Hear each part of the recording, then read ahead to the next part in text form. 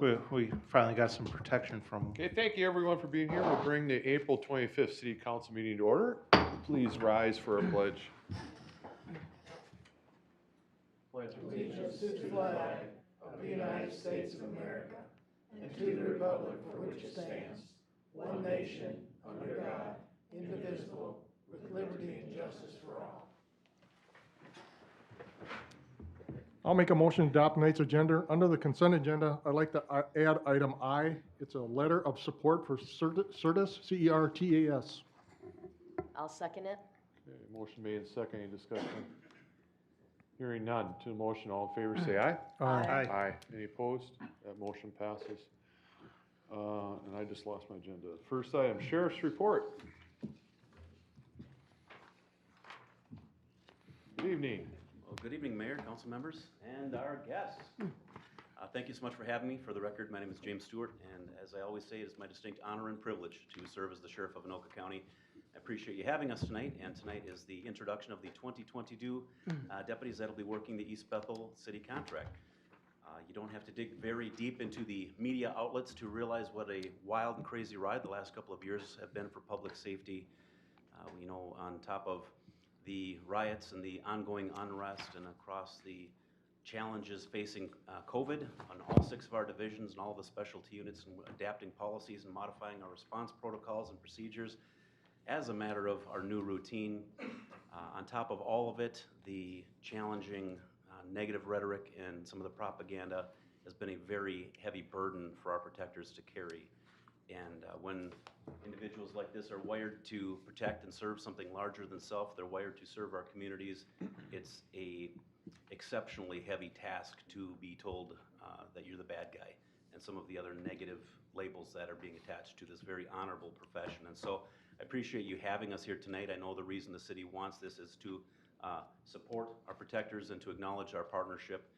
We appreciate that, I appreciate that, and I just wanted to be able to also say how much I appreciate the hearts and the hard work of every one of our team members, the effort they put in, despite all the challenges across our country and the difficulties facing our profession. They still remember their oath, they still show up, they still care, and they still proudly protect and serve every member of our community, again, regardless of incomes, background, skin color, or even how you feel about them.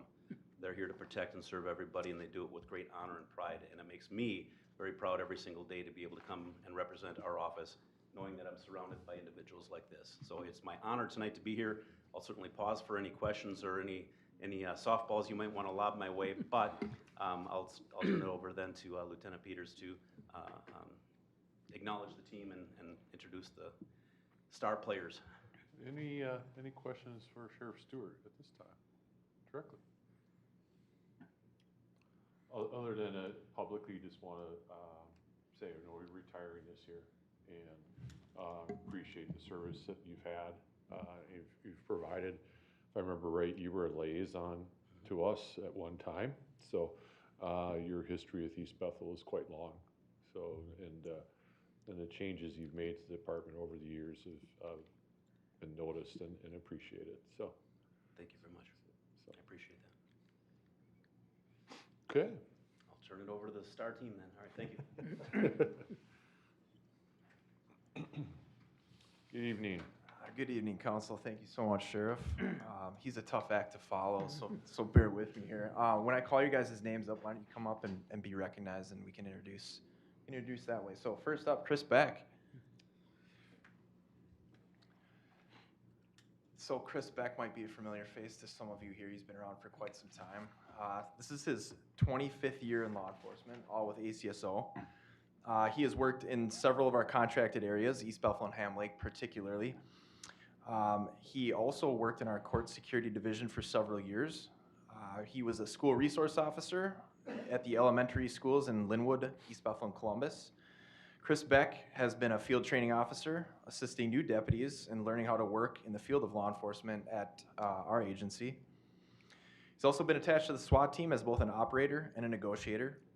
Deputy Beck is a use of force instructor, firearms instructor, and Glock armorer. Deputy Beck has spent time in the administration division, where he provided various trainings throughout the entirety of our office at the Anoka County Sheriff's Office. He is currently serving a 3-year assignment as our patrol investigator for the cities of Oak Grove, East Bethel, now then in the jail, which is why we see him here tonight. He still has a lot of attachment to the city here, so. Chris, anything? No, I enjoyed working in East Bethel when I was on patrol, and I'm glad to be back here. And if I can be of any help to any one of you, Jack has my number, you can reach out. And I'll be more than happy to answer your questions if you got some issues. I look forward to working with you folks this year. Welcome back. It's been a while. Welcome. It's good to be back. Thank you. You're welcome. Okay. Next, Raleigh Sorensen.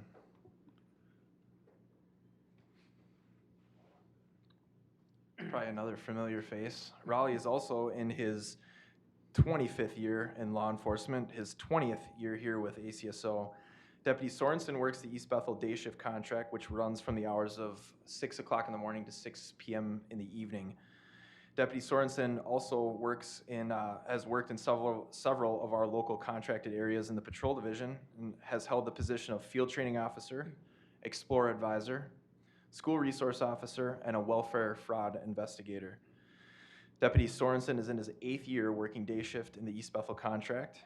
He enjoys time with his family and traveling, volunteering as a Boy Scout leader, and of course, hunting, fishing, and camping. Simple. Anything, Raleigh? No, I got nothing, thanks. Okay. Absolutely. Next, Jordan Mulbrotten. Deputy Jordan Mulbrotten is in his 15th year with the Sheriff's Office. He currently works the East Bethel Power Shift, which runs from the hours of 2:30 in the afternoon to 2:30 in the morning. Deputy Mulbrotten previously worked the Ham Lake night shift for several years and has also 3 years of experience as a welfare fraud investigator in our criminal investigative division. He continues to serve in an additional capacity as one of our Explorer advisors and a Marine Team Unit member. Anything, Jordan? No, nothing, thank you. Matthew Madsen.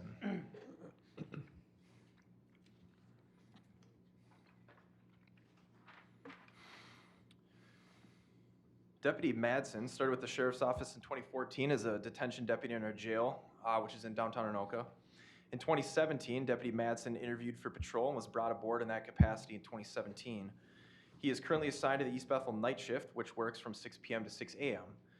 Deputy Madsen has worked patrol for the last 5 years and is currently in his 3rd year working the East Bethel contract. Deputy Madsen is known for his proactivity, tenacity, and positive attitude while working his patrol shifts. So, anything, Matt? You're so quiet. You're so humble. Deputy Aaron Lynch.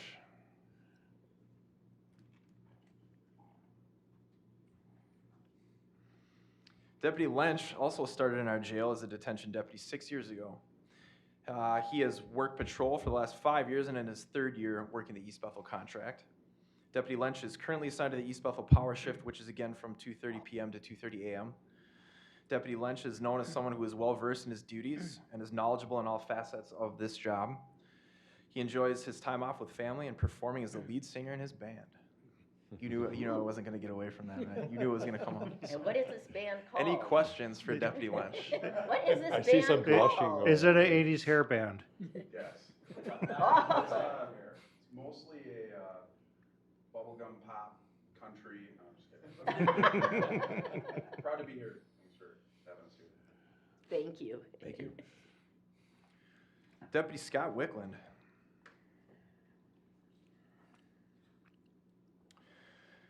Deputy Scott Wickland is currently assigned as one of our East Bethel night shifters. He grew up in Andover and graduated from Anoka High School in 1997.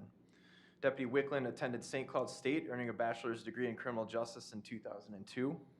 Upon graduating St. Cloud, he was commissioned as a 2nd lieutenant in the United States Army and served 2 deployments in Iraq. Deputy Wickland left the U.S. Army as a captain in 2006 and joined the Aurora Police Department in Aurora, Colorado. Deputy Wickland served as a police officer in Aurora, Colorado from 2006 to 2021 and has been married to his wife Nicole since 2017. He and his wife have 2 children, ages 2.5 and 4 months old. Deputy Wickland moved back to Minnesota because he wanted to raise his children near family, closer to home. So, thanks, Scott. Thanks for having me. Welcome. Well, as you can see, our East Bethel contract deputies bring a wealth of knowledge and experience to our team here at ACSO. Having worked side by side for many years with just about every one of these folks here, I can speak for the entire group when I say that their motivation lies in the commitment to continue to deliver the very best in public service to the citizens and community partners in our city of East Bethel. On behalf of the entire Sheriff's Office, I'd like to thank Council and our audience watching at home tonight and here in the gallery. Thank you for the opportunity for us to introduce you to a few members of our agency. So that'll conclude the bio section. Any questions for our deputies? Thank you very much.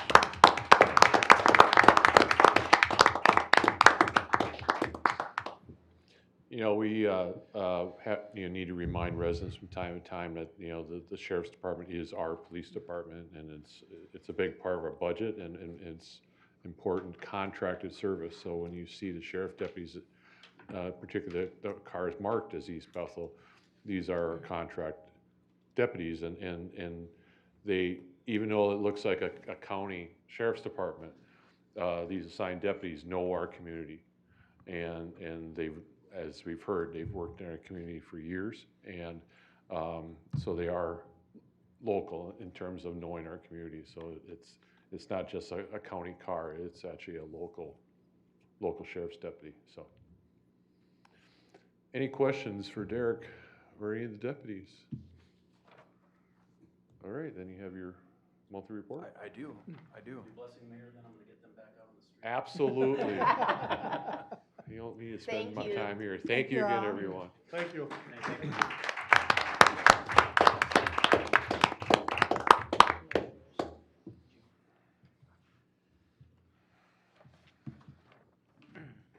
Well, March had a total of 449 calls for service, approximately 10 more calls in the previous month of February. Our deputies responded to 3 theft calls, 1 assault, and 3 damage to property calls. Deputies made a total of 8 arrests, and their traffic enforcement efforts resulted in the issuance of 23 traffic citations on our roadways. A few of our notable calls that we handled last month. On March 2nd, 2022, Deputy Arthur handled 2 separate theft of motor vehicle reports at the East Bethel Ice Arena. The first call he handled was at 9 p.m.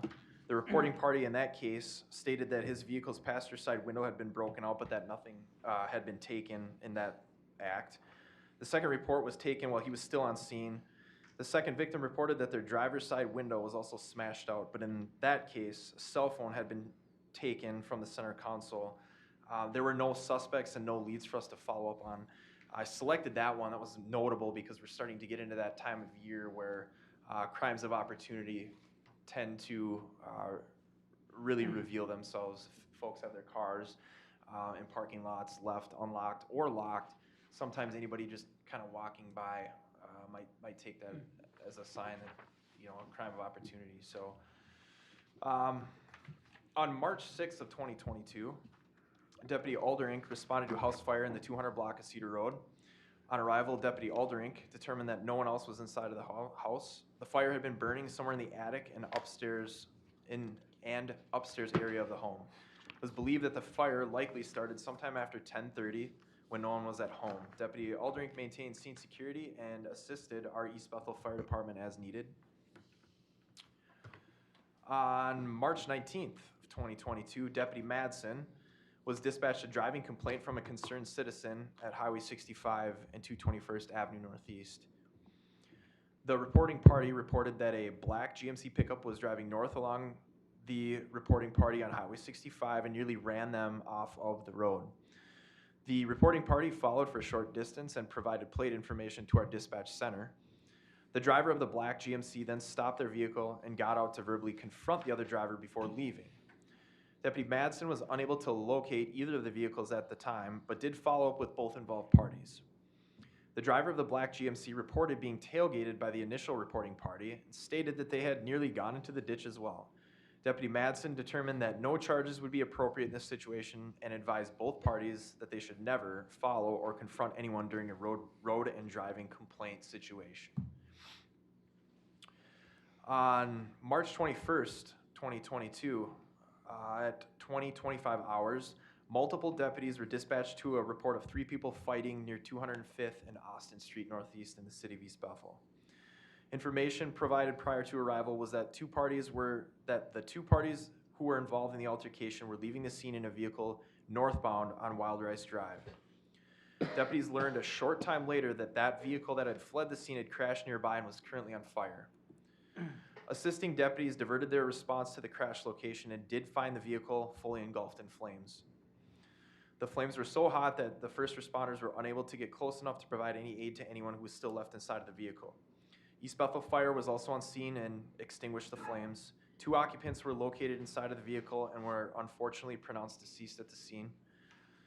CID, State Patrol, State Recon, and the Medical Examiner's Office aided in our investigation. The specifics related to the events leading up to this crash, as well as the crash itself, still remain under investigation. The month of March had several driving-related complaints and crashes that were of note. As the roads get clear and the weather gets warmer, we do see an uptick in the vehicle traffic on our city roads. With that comes aggressive driving, which unfortunately equals more crashes. So please drive defensively and don't hesitate to call 911 if you witness any bad driving conduct. It's a good reminder. It's our job to protect the safety of life and property, so we do investigate any driving-related calls through to completion, so please don't hesitate to call with any questions or concerns. Thank you again for allowing me the time to brief the council and introduce our deputies this evening. Any questions from Lieutenant Peters tonight?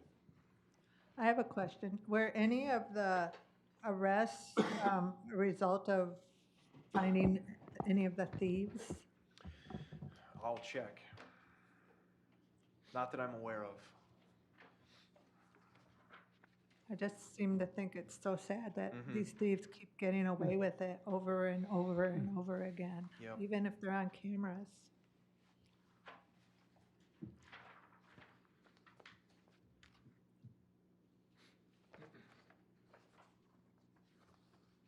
Does appear that we made one arrest. So, From a theft? From the Oh, theft, yeah. Good going. Yes. Sometimes those are the most difficult to track down because, again, the crime of opportunity. Folks know what's being surveilled. Folks know where the police are, and usually we're more reactive than proactive in some of those theft. We have to wait till a crime occurs, unfortunately, before we can You make an can't be arrest. every place. Exactly. You can't. It's Unfortunately. impossible. Wish we could. Have to have the military stationed everywhere. Any other questions? Any questions from the audience? How many catalytic converters have you found? None. None. Nope. That's good. Are you guys gonna get involved in that? The state's talking about making that little sticker to put on there that you can't get off Minoka County is gonna get involved in any of that, or? Yeah, good question. I just this morning saw a sheet on our roll call table downstairs, and it had some information regarding that. I'll certainly follow up with that and figure out Okay. exactly what our involvement's going to Okay. be. But I think that a lot of the surrounding agencies that we work very closely with are involved in that. I think it would be beneficial for us to join as well in any Okay. capacity, certainly. Thank you. Yeah. Okay, any other questions? Mr. Mayor, Derek and I have been having some conversations regarding the ACO responsibilities the city has, the animal control officer.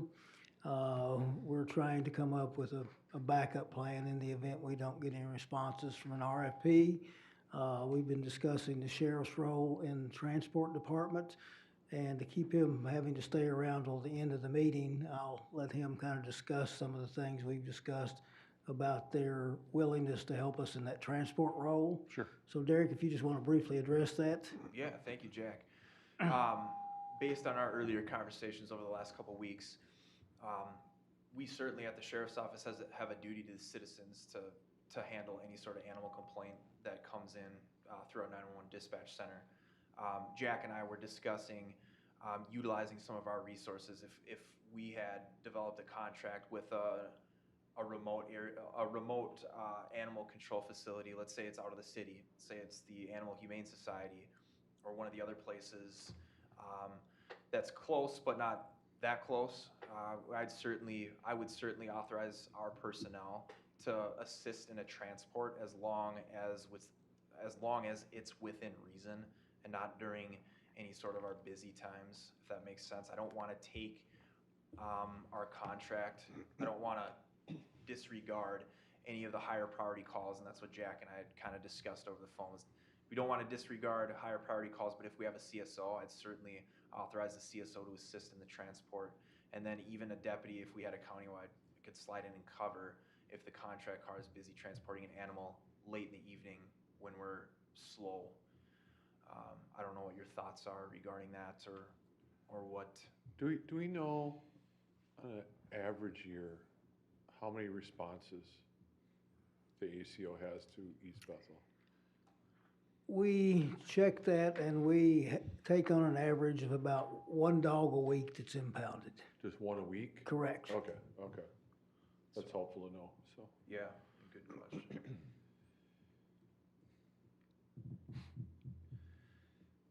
Any other questions for Lieutenant Peters on this matter?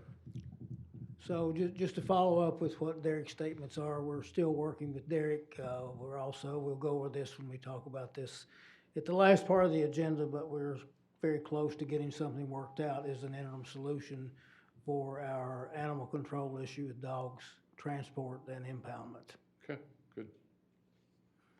All right. Anything else? Thank you, Derek. Thank you. Thanks, Derek. Have a good night. Our fire report, Chief DeSharm. Good evening. Good evening, Mayor and Council. So March 2022, the total call volume for the fire department was 62 calls, and it was a mixture of 41 medicals, 5 vehicle crashes, 6 alarms, different types of alarms. We did have 3 burning calls, illegal burning calls, 4 fires, and 1 mutual aid. And as the deputy mentioned, we did have a significant fire in Coon Lake Beach at the beginning of the month. As of right now, today, the fire department has answered 262 calls for the year. So that's about 15 ahead of last year. So we're keeping pace with last year, and last year, once again, was a record year for us. There are a couple things I'd like to bring up. There is still a burning restrictions are still on, even though it's been wet. But remember, we got to get the green stuff a little bit higher than the brown stuff, and then they'll look at taking those off. But there's no word yet when they think they're going to take off the restrictions. And when I say they, that's the Minnesota DNR that controls that. I want to say thank you to the Fire Department Auxiliary. This Sunday, Saturday or Sunday it was, they were out cleaning up the highway from 221st North to all the way to the border. So they had a crew of about a dozen out there, and they got it cleaned up and came back to the fire station and made themselves lunch. So thank you so much to them. As I mentioned at the town hall meeting, May 12th will be our recruitment night at Fire Station 1. And anybody who has any interest or has any questions about what the fire department does or how firefighters do their job or has any interest in the fire service, please stop by. They'll start about 6:30. It sounds like you're going to see a lot more information in the next week.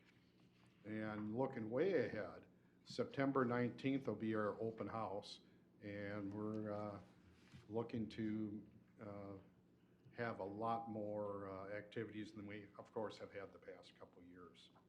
And no dates have been set on that Citizens Fire Academy. That'll be in the fall, and that'll also be something that we'll be talking about in advertising. Okay. Any questions, Council? Any questions for Chief? Mark, I just got one on this recruitment thing. Can, maybe with Jack too, can we advertise this like on Channel 10 and everywhere else so it gets out, get the word out? I'll I'll make sure that happens. Okay, Yeah. It's okay. been on Facebook quite a bit. Facebook and, Yeah, Jill's yeah, been 'cause putting it out. You guys have your own, thing now, don't you, social media? Well, it's still part of the city. Okay, okay. But I mean, just to get the word out. Yep, I'll make sure that happens. Okay, any questions from the audience tonight? All right. All right, thank you so much. Thanks, Mark. Thanks, Mark. Item 4C is public hearing ordinance 2022-01 amendment to city code, lawful gambling. Thank you, Mr. Mayor. Minnesota State Statutes, Chapter 349 provides regulation for the regulation of lawful gambling. The city approved ordinance number 163B on February 15, 2006, which imposed a local gambling tax of 3% per year on the gross receipts of each organization's operating lawful gambling in the city. The most common regulation methods that city used are require organizations to contribute 10% of the net profit from lawful gambling to a fund administered by the city, impose a 3% gambling tax or charge an investigation fee, or impose both a 3% tax and 10% contribution, or choose to do none of the above. Staff looked at the examples of surrounding cities to see what their use was and how they regulated this. 4 of our surrounding cities used the charitable gambling method, the imposition of the 10% tax on net profit. 2 cities do nothing. Linwood Township, the state does them because of their township status. In 2021, the city received more gambling revenue than the estimated cost of regulating lawful gambling, as the amount of revenue is much greater than the regulation expense, and contracted law enforcement site inspections of the exterior premises are no longer allowed as an eligible expense. The city will be required to reimburse the Gambling Control Board a portion of that surplus. The city was notified of this situation on March 17, 2022, and reimbursements are yet to be determined. Staff is working with the Gambling Control Board to determine that amount. To avoid owing future reimbursements, city staff recommends that council consider amending the current ordinance to eliminate the gambling tax and adopt a charitable contribution method of collection of revenues from lawful gambling. Additionally, repealing the gambling tax and changing the ordinance to a charitable contribution would allow the city additional flexibility in the use of the funds and release the city of the responsibility for conducting regular inspections and filing those reports with the Gambling Control Board. The difference in revenues collected between the 2 methods will be determined by the amount of gambling activity each year. From information we received when this matter was discussed in 2015 and a preliminary examination of the 2021 reports filed by those businesses that are licensed to conduct lawful gambling, it is estimated that changing the formula for collecting these funds would reduce this revenue by at least 50%. If the charitable method of collection is used, and assuming the same level of gambling activity for 2022 that occurred in 2021, it is projected that revenues from this budget category would at a minimum be reduced from $70,000 to $35,000. As this budget category is highly variable and following our conservative estimated procedure for revenue subject to broad fluctuations, we would use a revenue estimate of $20,000 for our 2023 preliminary budget projections if the charitable collection method were adopted. In your packet, there's a little table that shows the gambling tax revenues for the previous 5 years. They range from $35,000 in 2017 to the $72,000 we received in 2021. City staff requests that City Council conduct a public hearing at tonight's meeting to amend City Code Article 5, Section 42, lawful gambling, and at the conclusion of the hearing, consider changing our ordinance regulating gambling to require the charitable donation in lieu of the current gambling tax, and to amend those sections that are no longer consistent with state statute as exhibited in Attachment 4, Ordinance 2022-01. Okay, with that, we'll open the hearing public hearing regarding the amendment to city code, regulating lawful gambling in the city. Is there anyone here wishing to speak to council regarding this matter? If not, we'll close the public hearing. Is there a motion on the I'll make a ordinance? motion to approve ordinance number 2022-01, amending Chapter 42, Article 5 of the East Bethel Code of Ordinances regulating lawful gambling in the city of East Bethel. Second. Motion made in second. Discussion. Okay, I have a question. These tax revenues for the last 5 years, was that at the 3%? That was at the 3%, correct? Of the So, gross, though, correct? 3% of the gross, Gross correct? is different than net. So the new one will be their net. oh, It's not going up. No. It'll It go actually down. Actually, probably some of those going down. probably It go will, down. it will definitely go down. Yes. so, okay, because I don't want them to have to pay more than what they are No. currently paying. No. Oh, they they're would- paying they- less. They would be paying less. Because we had a discussion at the breakfast and over hockey, youth hockey was Yeah. really concerned, they thought it was going up. We told them No. no, it was going down, so.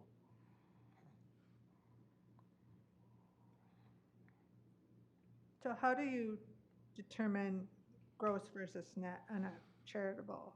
The organizations that conduct lawful gambling file a report with us every month, and it's based on what they report those revenues collected by them from. So, but what, I guess, I just don't understand what's the difference between, I know in a yeah. paycheck what the difference is between gross and net, but what's the difference between a charity's gross and net? Because a charity has operating expenses, so they deduct the operating expenses from the gross to get the net.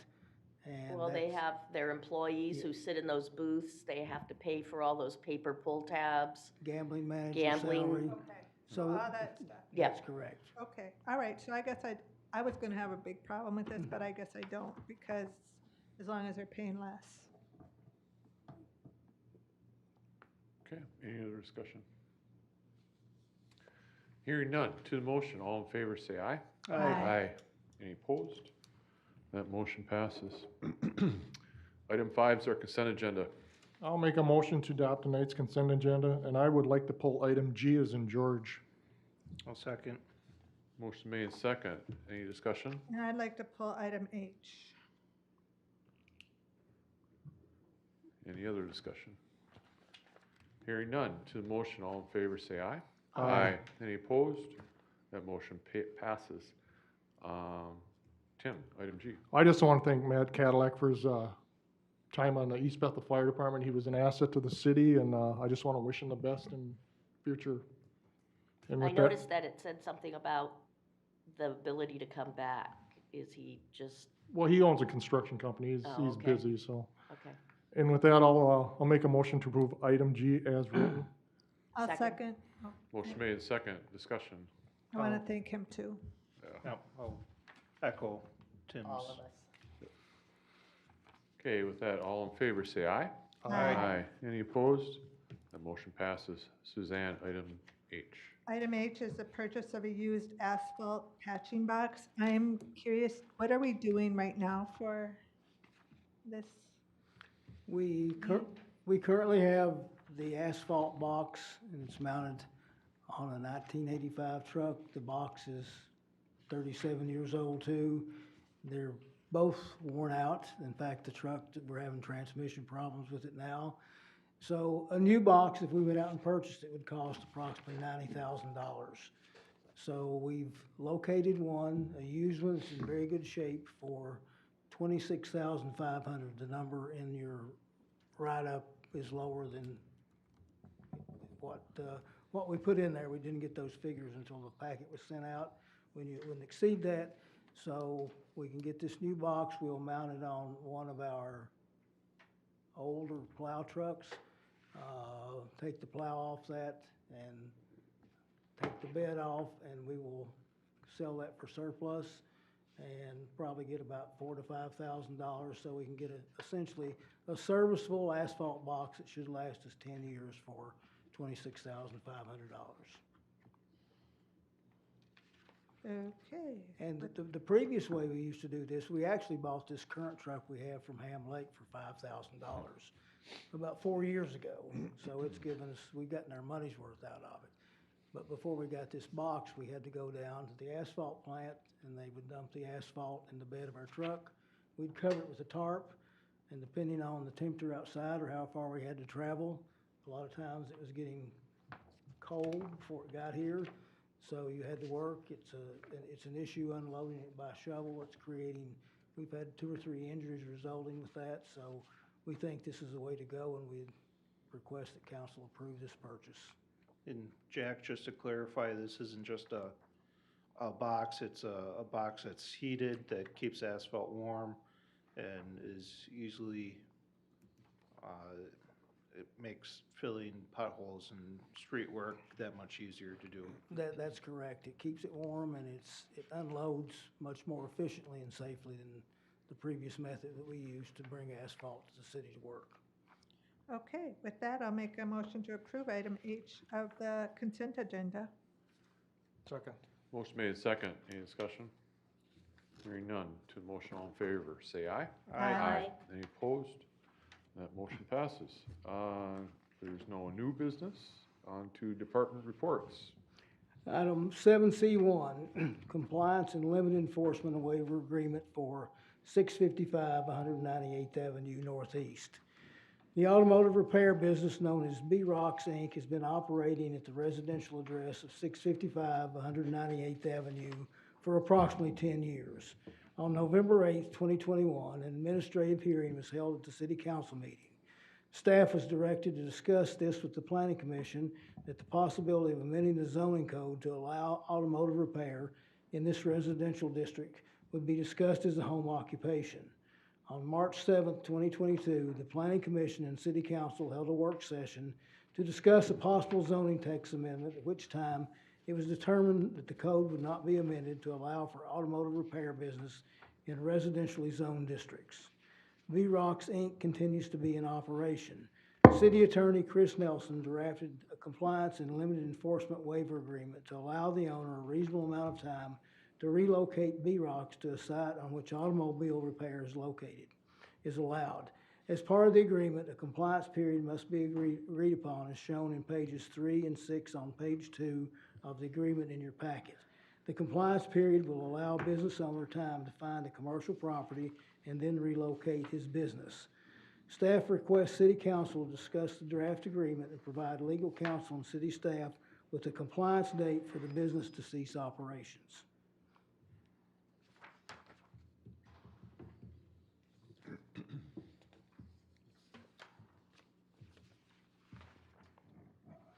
So essentially what's included in your packet is a recommendation to approve that. The only thing we have to determine is how long we wish to allow them to remain in operation and what date that will start on and what date it will end on. Did anybody talk to them about what they thought they might need? It was discussed earlier. I think they said at least 3 years was their request, so.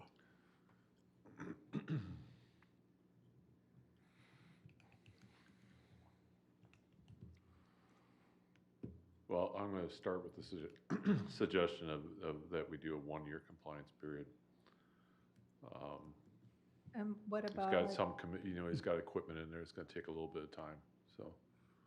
I would think until next midsummer, because he's not gonna be able to do a lot during the winter. Can do anything during the winter. Everything's inside. It's an indoor business. It's not a, Well, moving and stuff would be impossible. I mean, you don't think business can move in the winter? It's not an outdoor business. some of their stuff would be very difficult to move. What's that? I said some of their stuff would be very difficult to move. Well, it is. I mean, the lifts and stuff, but I mean, a year. I'll throw a date out of May 31st, 2023. Gives them a year and a month, basically. I'm fine with that.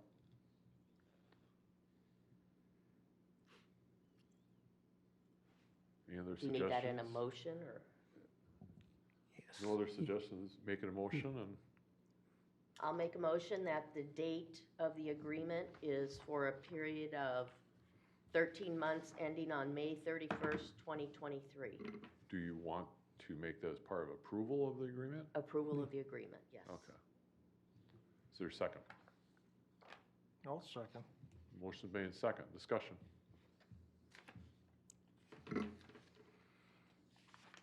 I don't know, I just think they might need more time, just because of the cost of even just finding a new place and then being able to afford it. They might need to budget for a new place, and then there's just all kinds of issues that could come up that they won't be able to make that.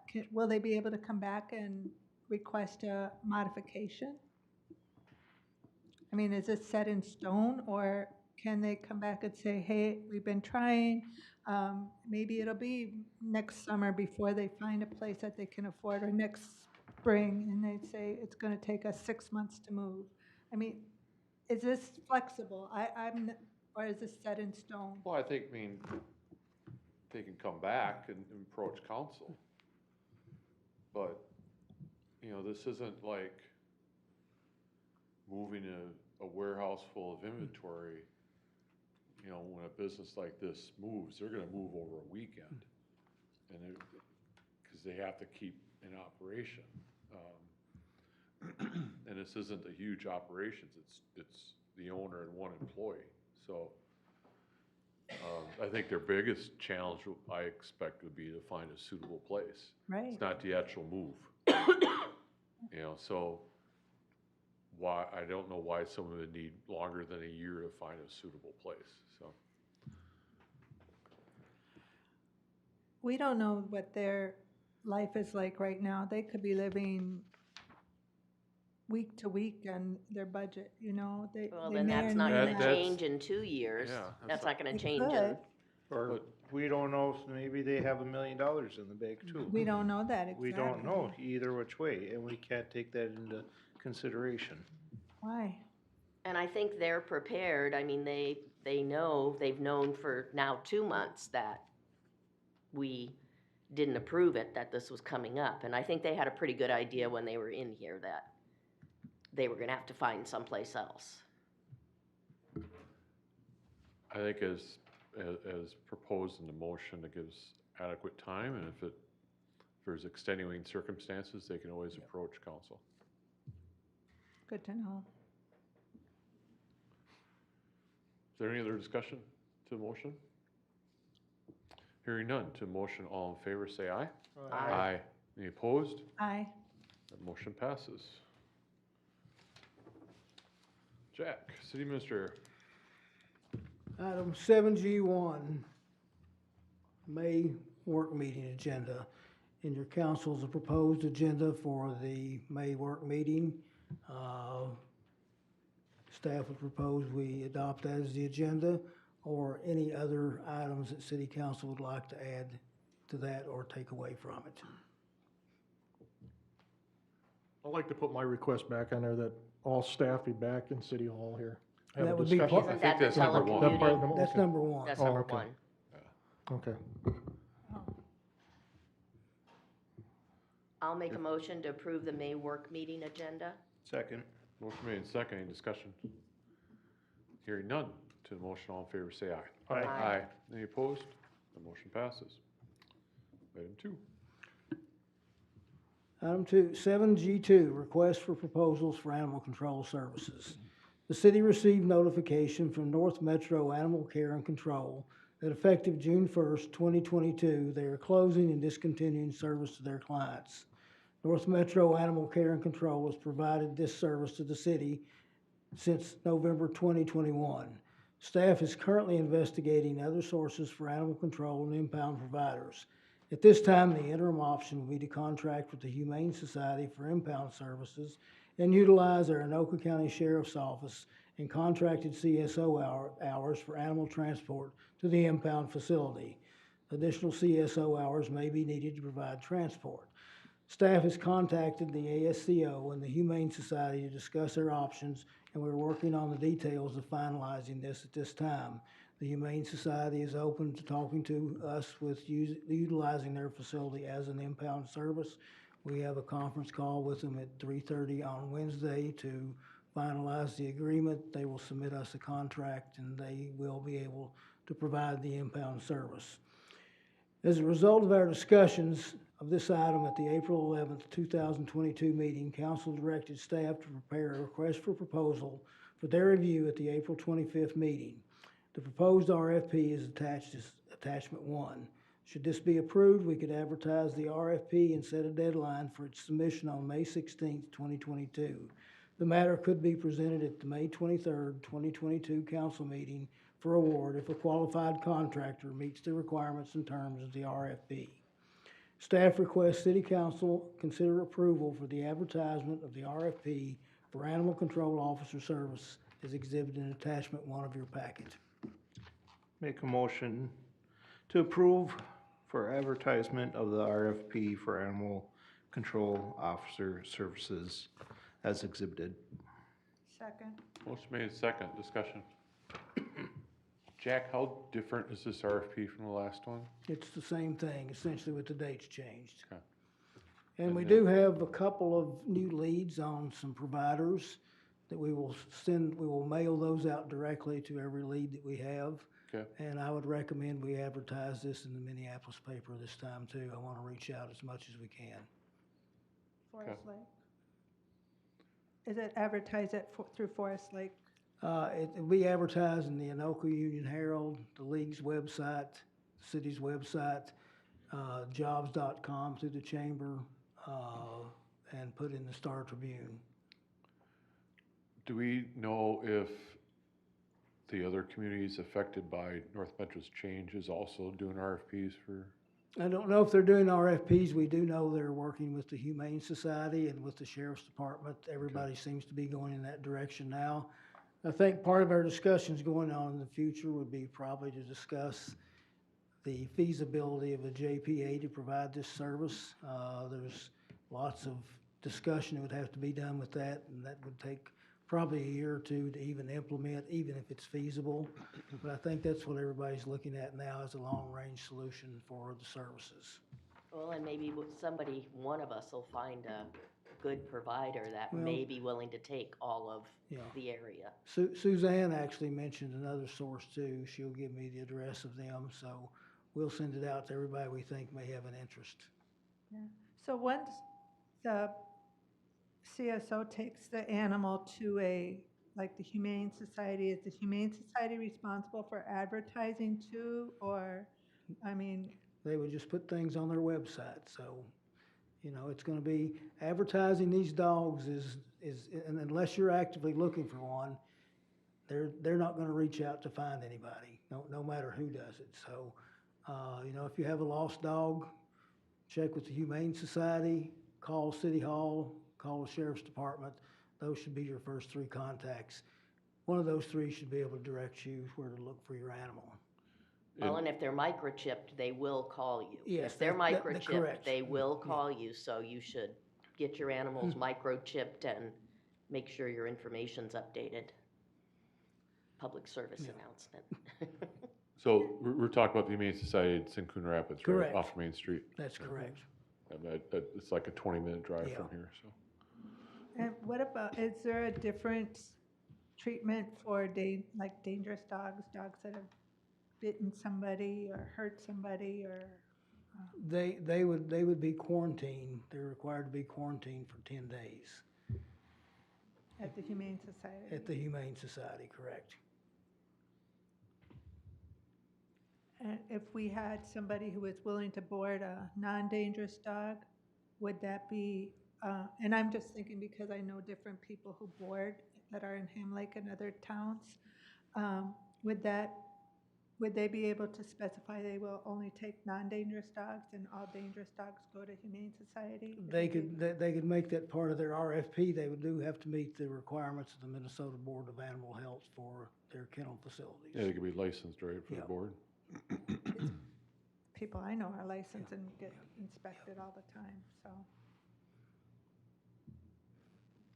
Okay. Any other discussion?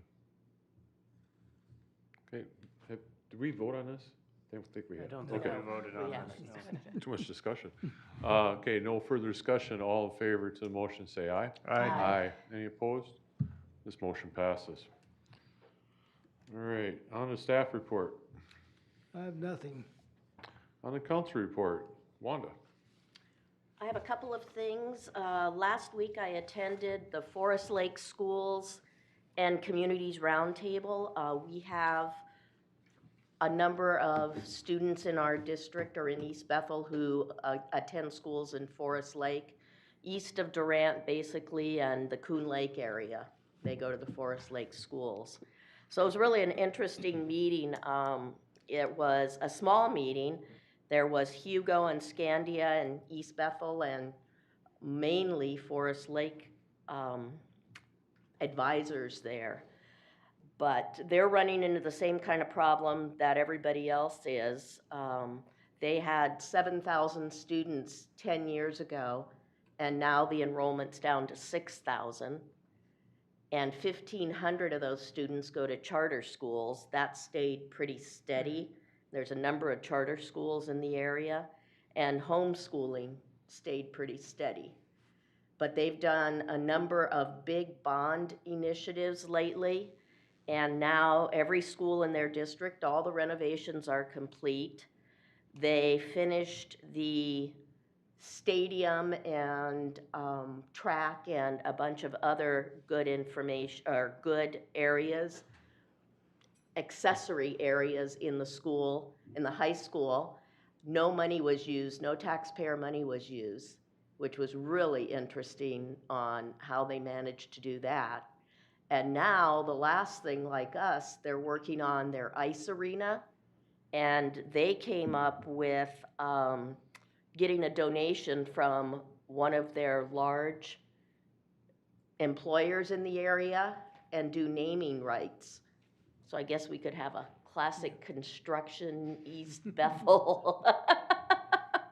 But that's how they're redoing it. Currently, they have an outside area that's under a dome, one of the domes, and an inside area, and they're gonna combine it all, but they're doing it through all donations and naming rights.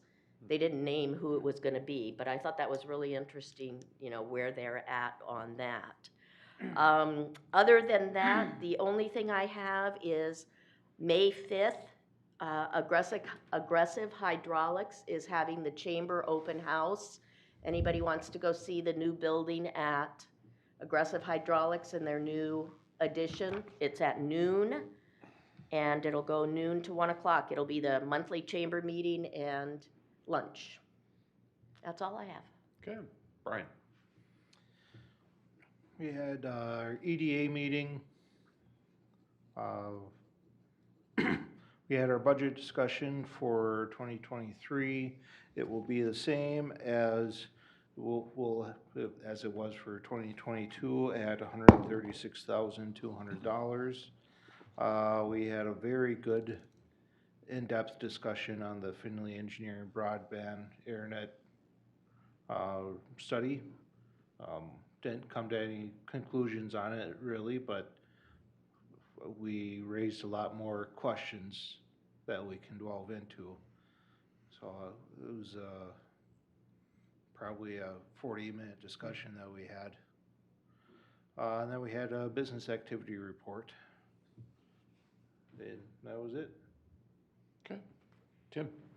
I just have one thing. Like Mark DeSharm said, I want to thank the fire auxiliary. Yesterday was a lousy day, and they got out there for 2.5, 3 hours and cleaned it up. So I just want to say thanks.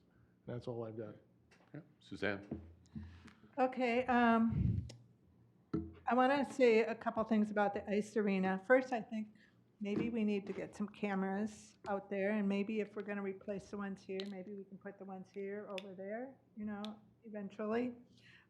I also talked to Jack about using the ice arena for some additional things to bring in more revenue for it, like curling and some other things. I know there's no air in there for summer activities, but I don't know, maybe we can come up with something, and that's just something for us to think about in the future. We could also, to remark on what Wanda was saying, do solicit advertising like other stadiums do, where around the arena we put their signs up or allow that. So that would be another thing. With that, I do have a Blaine Airport meeting on May 11th, and the public's invited. It will be at the Blaine Airport. Chris Webb of Minnesota Helicopters will be speaking, and they do have a new website, so I'm hoping that that's on our website by now. And it's at 4 p.m., so I might be a little bit late getting to the Booster Days meeting, which is that night. And with that, that's all I have. Thank you. Okay. Only question I have is, this has come up in the past, and it happened during the Board of Equalization meeting. When we have others that are here for the meetings, there's no microphones on anyone. And so I'm sure when we watch the recording, we're not gonna hear anything except the responses. And, you know, years ago, we had a table in front with microphones. We also had a podium there, which I don't think we should have, but, you know, I'm just thinking that we need to have a better way to, you know, to capture that discussion. You know, trying to have people come up to the podium and switch out is just very cumbersome, and you know, so having that table out there again, or with the proper microphones, you know, I think it's something we should look at, so. You know, we would probably need to add an extra microphone. We do have the portable microphone we can use, but generally our experience with that is they don't Yeah, tend to no, get I mean, swapped. doing Yeah, it right, yeah, you know, with, you know, with multiple, I mean, like when we have the joint work meeting with planning. Yeah. You know, we need to be able to add 4 microphones or 6 microphones, whatever, so. I mean, I don't think this technology is difficult. Agree. We'll look into that See- and get, see what the- and see get, what and get a can be quote done. on it. It's just so everyone can hear, you know, people, you know, comments from the audience is one thing, but when we have like other officials here and there's not enough room to have a discussion with others, it'd be nice to have the ability to do that at some point, so. That's all I have. Mr. Nelson? We don't have a closed session? Yes. Oh, excuse me. You worried me there for a second. For the benefit of the record and for the public, the City Council of the City of East Bethel will now go into closed session pursuant to Minnesota Statute 13D.03 Subdivision 1 to discuss updates, strategies for contract negotiations. After we return from closed session, we will resume with open session, and at that time, if the meeting will be adjourned. So with that, Mr. Mayor, a motion can be made to go into closed session pursuant to Minnesota Statute 13D.03 Subdivision 1. I'll make a motion to go into closed session for the reasons that the city attorney has indicated. Second. Motion made second, discussion? Hearing none to the motion, all in favor say aye. Aye. Aye. Any opposed? That motion passes. We shall return. Good night, everybody. Come on, where's the fluorescence? Okay, Mr. Nelson. Thank you, Mayor Voss. For the benefit of the record and the public, the City Council has returned from closed session pursuant to Minnesota Statute 13D.03 Subdivision 1. The purpose of the meeting was to discuss negotiation strategies, developments, and status with regard to labor negotiation proposals. All members of the council were present, as was the city administrator and the city attorney. The meeting was recorded, and the recording will be kept for the statutorily required period. With that, Mayor, a motion can be made to return to open session. Okay, with that, I'll take a motion to adjourn. Make a motion to adjourn, Or We- second? or no? No, yeah, you're right. We do have an HRA meeting. Yep. Oh, But we adjourn our council Yeah, meeting, yes, right? yes. Yes, okay. Is there a second? Second. Okay, motion made second, all in favor, say aye. Aye. Any opposed? Our regular city council meeting is adjourned. Well, I'm gonna call to order the April 25th Housing and Redevelopment Authority. Is there a motion to adopt tonight's agenda? I'll make a motion to adopt tonight's agenda. Second. Motion made, second, discussion. All those in favor? Aye. Opposed? We've got an agenda, item number 3, approval of the minutes from January 24th. Any corrections? I'll make a motion to approve the minutes from the January 24th, 2022 HRA meeting. Second. Motion made, second, discussion. All those in favor? Aye. Aye, opposed? Minutes approved. Item number 4, proposed 2023 budget. Per Minnesota statutes 469.033 subdivision 6, the East Bethel HRA must prepare and file a budget in accordance with the budget procedure of the city. The HRA approved a levy amount of $77,000 for 2022 to ensure the continued legal status of the city HRA as a standalone authority and to provide HRA funds for eligible projects. Staff is proposing the same levy amount for the 2023 preliminary budget discussions. The maximum statutory levy for an HRA is 0.00185% of the previous year's estimated market value of all property in the city. In 2020, the estimated market value of all property in the city was $1,456,184,800, enabling a maximum levy of $269,394. The HRA staff services for 2022 have been funded by a $30,000 transfer from the HRA account to the city general fund to support the administrative duties, staff time, and other responsibilities required of the HRA. This transfer has been completed and is reflected in the HRA fund balance. The unaudited HRA cash account balance as of April 19, 2022 was $107,055. The tax settlement revenue will be distributed to the HRA in July and December of 2022. The projected HRA account balance at year-end 2022 is projected to be $184,055, given no other expenditures within this budget occur. Staff is seeking direction for approval of an HRA levy amount of $77,000 to include in the preparation of the preliminary 2023 city budget. Make a motion to approve the HRA levy amount of $77,000 for the purposes of preparation of the preliminary 2023 city budget. Second. Motion made, second, discussion. All those in favor? Aye. Opposed? We got your budget for you, Jack. Make a motion Okay. make a Sorry. motion to adjourn. Second. Motion made, second, discussion. All those in favor? Aye. Aye. Opposed? We're done.